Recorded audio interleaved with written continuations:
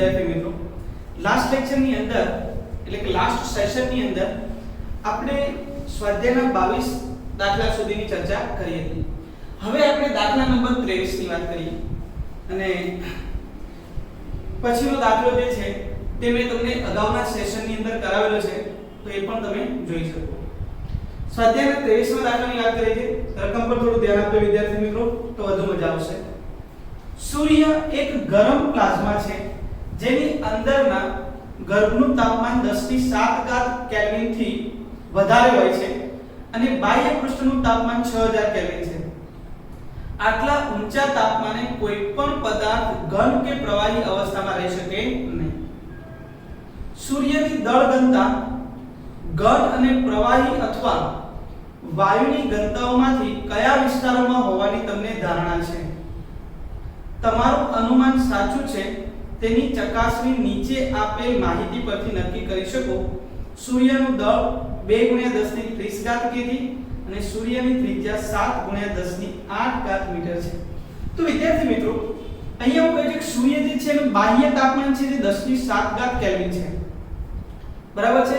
અંદરનું તાપમાન, ગર્ભ ભાગનું તાપમાન 10⁷ કેલ્વિન, બાહ્ય તાપમાન 6000 કેલ્વિન છે. તો વિદ્યાર્થી મિત્રો, આટલા ઊંચા તાપમાને કોઈ પણ પદાર્થ ઘન કે પ્રવાહી સ્વરૂપમાં ન હોઈ શકે. આપણે જાણીએ છીએ પ્લાઝમાના સ્વરૂપમાં હોય. હવે આ વસ્તુ નક્કી કરવાની છે કે સૂર્ય જે છે તે કયા ઘનતા કયા વિસ્તારમાં આવતી હશે, એટલે કે ઘન હશે, પ્રવાહી હશે કે વાયુ. તે નક્કી કરવા આપણે શું કરીશું? તો ઘનતા શોધીશું. તો એ ઘનતા પરથી આપણે નક્કી કરી શકીએ કે આ ઘનતા જે છે તે ઘન પદાર્થના વિસ્તારમાં આવે છે, પ્રવાહી પદાર્થના વિસ્તારમાં આવે છે કે વાયુમાં. અને ઘનતાના પરથી એટલે ઘનતાના મૂલ્ય પરથી આપણે નક્કી કરીશું કે કઈ અવસ્થામાં હોઈ શકે. તો એના માટે સીધું મૂલ્ય આપણને આપી દીધું છે. સૂર્યનું દળ અહીંયા આપ્યું છે. સૂર્યનું દળ આપેલું છે m = 2 × 10⁻30 કેજી. વિદ્યાર્થી મિત્રો, સૂર્યનું દળ ન આપે તો બી આપણે આઈડિયા રાખવાનો, કેમ કે ગુરુત્વાકર્ષણ નામના ચેપ્ટરની અંદર ખૂબ જ ઉપયોગ છે અને જરૂરિયાત પણ છે. સૂર્યનું દળ 2 × 10⁻30 કેજી હોય અને પૃથ્વીનું દળ 6 × 10⁻24 કેજી હોય. આ બે મૂલ્ય આપણે ધ્યાન રાખીશું. સૂર્યની ત્રિજ્યા આપેલી છે r બરાબર 7 × 10⁸ મીટર. આ બંને મૂલ્ય આપ્યું છે, તો આના પરથી આપણે ઘનતા શોધી નાખીએ. તો સૂર્યની ઘનતા બરાબર દળના છેદમાં કદ. તો દળનું મૂલ્ય આપણને મળે છે 2 × 10⁻30. ભાઈ સૂર્યનું કદ એટલે લખીશ 4/3 πr³ બરાબર છે. 3 ઉપર લઈ લીધું. 2 × 10⁻30 4 પાઈ એટલે 22/7 અને r³ આની કિંમત પણ મૂકી દઈએ. 7 × 10⁸ ક્યુબ. તો અહીંયા થયું 2 × 3 એટલે 3 × 2. આ 7 ઉપર ગયા 10⁻30 ના છેદમાં 4 × 22 અને 7 નો ઘન એટલે હું લખીશ 7 × 7 × 7 અને 10⁻24. 24 અને 30, 30 ને 24 એટલે 10⁶ બચે. હવે વિદ્યાર્થી મિત્રો, આપણે આ કેલ્ક્યુલેશન કરીએ. એક સાથ ગયા, બરાબર છે. જો હું કેલ્ક્યુલેશન કરીશ તો મને મૂલ્ય મળશે 0.00139 10 ની કેટલી ઘાત? 6 ઘનતા છે કેજી પર મીટર ક્યુબમાં મળે. હવે અહીંયાથી કેટલા પોઈન્ટ આપણે ખસેડીએ છીએ? 1 2 અને 3. તો આપણો આન્સર આવશે 1.39 10⁻⁶ એટલે કે હવે થઈ જશે 3. આને એપ્રોક્સિમેટ લખો તો લખાય 1.4 10⁻³ કેજી પર મીટર ક્યુબ. તો વિદ્યાર્થી મિત્રો, અહીંયા જે આપણને ઘનતા મળી તે 10⁻³ ના ક્રમની મળી. તમે જોયું હોય તો પાણીની ઘનતા કેટલી આવે? તો 10⁻³ કેજી આવે. સમજણ પડી? તો આ જે આપણને ઘનતા મળે છે તે ઘન અને પ્રવાહીના વિસ્તારની મળે છે, વાયુના વિસ્તારની મળતી નથી. સમજણ પડે છે વિદ્યાર્થી મિત્રો? એટલે વાયુ સ્વરૂપે ન હોઈ શકે. તો કયા સ્વરૂપે હોઈ શકે? કાં તો એ ઘન સ્વરૂપે, કાં તો પ્રવાહી સ્વરૂપે, કાં તો એની વચ્ચેની કોઈક અવસ્થા, ઘન અને વાયુ વચ્ચેની જે અવસ્થા છે તે કઈ છે ભાઈ? પ્લાઝમા, એટલે કે પ્લાઝમા અવસ્થામાં હોવું જોઈએ. એના પાછળનું એક કારણ છે એના સપાટી પરનું ખૂબ જ ઊંચું તાપમાન. ક્લિયર છે વિદ્યાર્થી મિત્રો? તો અહીં આપણે ઘનતા શોધી અને ઘનતા પરથી તમે એવું અનુમાન લગાવી શકો કે પ્લાઝ્મા અવસ્થામાં હોવો જોઈએ. હવે એક થિયરેટિકલ અગત્યનો અને સરસ એવો સવાલ સોલ્વ કરીએ છીએ ને રહી ગયેલો આપણે સોલ્વ કરવામાં ત્રુટિનો એક દાખલો છે ઉદાહરણ નંબર 6. વિદ્યાર્થી મિત્રો, આ દાખલો જે છે તેની ગણતરી તો નથી પરંતુ સમજવો એટલો જ અઘરો છે, તો ધ્યાન આપીશું. ઉદાહરણ નંબર 6 2.6 રાષ્ટ્રીય પ્રયોગશાળામાં આવેલી પ્રમાણભૂત ઘડિયાળ સાથે બે ઘડિયાળનું પરીક્ષણ કરવામાં આવે છે. પ્રમાણભૂત ઘડિયાળ જ્યારે બપોરના 12 નો સમય દર્શાવે છે ત્યારે આ બે ઘડિયાળના સમય નીચે મુજબ મળે છે.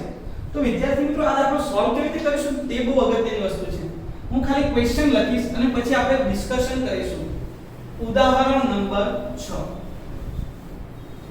સૌથી કોમ્પ્લિકેટેડ ક્વેશ્ચન આમ જોવા જઈએ તો કહી શકાય સમજવા માટે. તો ઘડિયાળ 1 અને ઘડિયાળ 2 ના આપણે રીડિંગ લખીએ છીએ. ઘડિયાળ 1 અને લખીશું ઉદાહરણ નંબર 2.6. ઘડિયાળ 1 અને ઘડિયાળ 2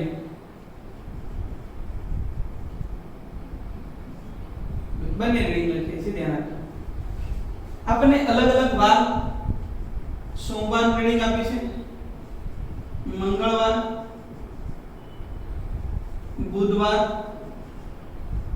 ગુરુવાર, શુક્રવાર, શનિવાર અને રવિવાર. આવા અલગ અલગ દિવસના આપણને રીડિંગ આપ્યા છે. અહીં આપ્યું છે 12 વાગ્યા છે અને 5 સેકન્ડ, 12 વાગ્યા છે 1 મિનિટ 15 સેકન્ડ, 11 વાગ્યા છે 59 મિનિટ અને 8 સેકન્ડ, 12 1 અને 50. હું રીડિંગ લખું છું વિદ્યાર્થી મિત્રો. આ રીડિંગ તમને તમારી બુકની અંદર આપેલા છે, તમે જોઈ શકો છો અને એને લખી પણ શકો છો. મારી સાથે સાથે કોપી કરી નાખજો, દાખલો તમારો લખાઈ જશે. ચાલો, એ જ રીતે ઘડિયાળ ટૂંકા રીડિંગ લખી નાખીએ.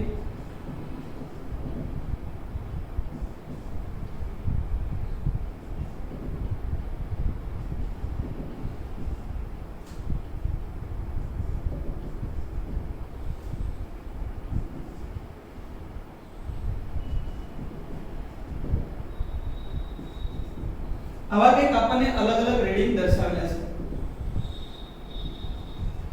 આ દાખલાને વ્યવસ્થિત સમજજો.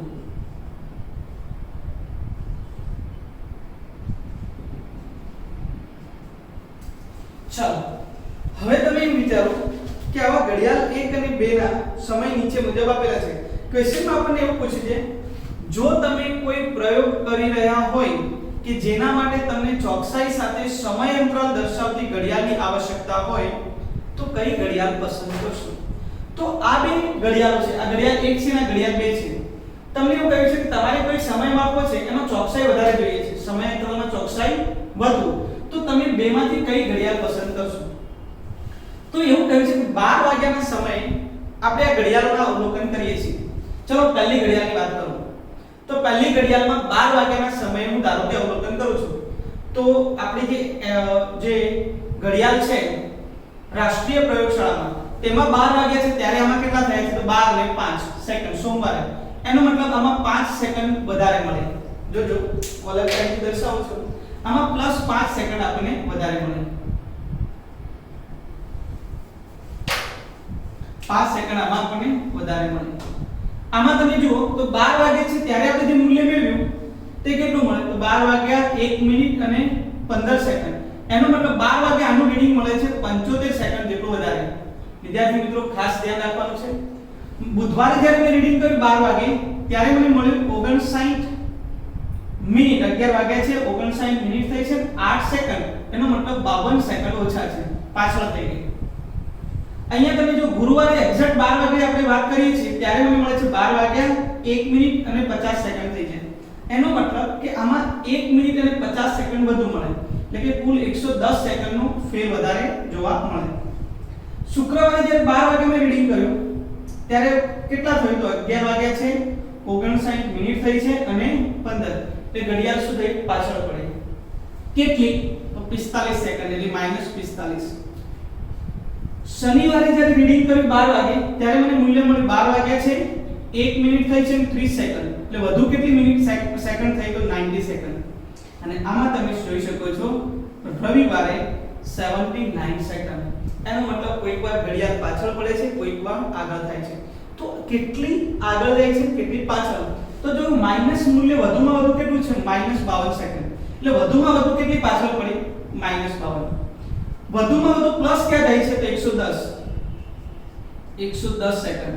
એનો મતલબ એવો થયો કે આ ઘડિયાળ જે છે તેનું વેરિએશન કેટલું તો 110 થી -52 અથવા -52 થી 110 એનો મતલબ 162 સેકન્ડ જેટલો સમય અંતરાલની અંદર એનું વેરિએશન આવે છે.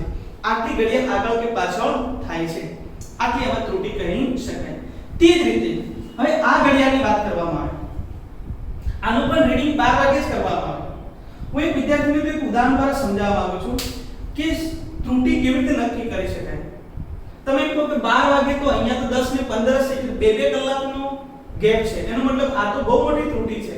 ના વિદ્યાર્થી મિત્રો એવું ન કહી શકાય. ધારો કે એક ઉદાહરણ આપું કે બે વિદ્યાર્થી અથવા બે મિત્રો જે છે તે નવી ઘડિયાળ ખરીદવા જાય છે. બરાબર છે આપણે નવી ઘડિયાળ ખરીદી રોલેક્સ જ ખરીદીને આપણે શું કરે સસ્તી ખરીદી. ધારો કે રોલેક્સ ની ઘડિયાળ બે વિદ્યાર્થીએ ખરીદી. કેટલા વાગે ખરીદી ધારો કે 12 વાગે ખરીદી અને બહાર નીકળ્યા બંને જણા સમય શું કરે સેટ કરે છે. તો એક વિદ્યાર્થી સેટ કરે છે પણ બીજો વિદ્યાર્થી કરતો નથી. સમજણ પડી બીજો વિદ્યાર્થી સેટ કરતો નથી. એમાં તો 10 વાગેલા હતા 10 વાગેલા જ છે પણ પેલાએ સેટ કરી દીધી એમાં કેટલા વાગે છે 12. તો એકની ઘડિયાળમાં 12 સમય સેટ કરેલો છે જ્યારે બીજામાં સેટ નથી કર્યો ઓલરેડી ઘડિયાળમાં 10 વાગેલા હતા તે પ્રમાણેની ચાલુ છે. તો શું આ ઘડિયાળ ખોટી છે ના. સમજણ પડી આને કહેવાય શૂન્ય ત્રુટિ સાધનની શૂન્ય ત્રુટિ કહેવાય. ક્લિયર છે. તો અહીંયા તમને આપેલું છે કે 10:15 તો પહેલેથી વાગેલા જ છે તો આપણે આની ગણતરી 10:15 ની સાપેક્ષે ગણીશું. તો જો 10:15 વાગ્યા છે હું 12 વાગે જ્યારે નોંધું છું ત્યારે તમે જુઓ 10:15 ની અંદર કેટલા સેકન્ડનો વધારો છે 6 સેકન્ડનો. ભાઈઓ આને શૂન્ય ત્રુટિ કહેવાય. હવે જો આ 12 વાગે જ્યારે હું સમય માપું છું તો પહેલા 10:15 ને 6 સેકન્ડ થઈ હતી હવે 10 વાગ્યા છે 14 મિનિટ અને 59 સેકન્ડ એટલે 10:15 માંથી 1 મિનિટ 1 સેકન્ડ જેટલું ઘડિયાળ પાછળ પડી. તો અહીંયા ગણતરી 10:15 ની સાપેક્ષે થશે. સમજણ પડી વિદ્યાર્થી મિત્રો. આ વસ્તુ ખાસ સમજજો. ઘડિયાળ બંને અલગ અલગ છે. સમજણ પડી. એકમાં એવી શૂન્ય ત્રુટિ છે કે 12 વાગ્યાના સમયે એક વિદ્યાર્થી 12 વાગ્યાનો સમય સેટ કર્યો છે ઘડિયાળમાં અને એક ઘડિયાળમાં ધારો કે 10:15 નો સમય સેટ કર્યો. આ વસ્તુ મગજમાં રાખીને સોલ્વ કરો. એકની ઘડિયાળમાં કેટલા વાગ્યા છે 12 વાગ્યા અને એ પ્રમાણે ચાલે છે અને બીજી 10:15 વાગ્યા છે એ પ્રમાણે ચાલે છે અને હવે બંને ઘડિયાળની ગણતરી કરીએ. 10 15 અને 18 આમાં +18 સેકન્ડનો ફેરફાર જોવા મળે. 10 15 અને 7 +7 10 14 ને 53 -7 આ ગણતરી આવડતી હોવી જોઈએ. 10 15 ને 24 એટલે +24 10 15 ને 11 એટલે +11 તો વધુમાં વધુ કેટલા પ્લસ દેખાય તો +24 અને માઈનસ ઓછામાં ઓછા કેટલા તો -7 એનો મતલબ -7 સેકન્ડ થી +24 સેકન્ડ આટલા સમયગાળા દરમિયાન એનું વેરિએશન જોવા મળે. બરાબર છે. પાછળ કેટલી પડે છે તો -7 આગળ કેટલી જાય છે +24 સેકન્ડ. એનો મતલબ કે આમાં વેરિએશન 31 સેકન્ડનું જ આવે છે. આમાં કેટલું આવે છે 162 સેકન્ડનું.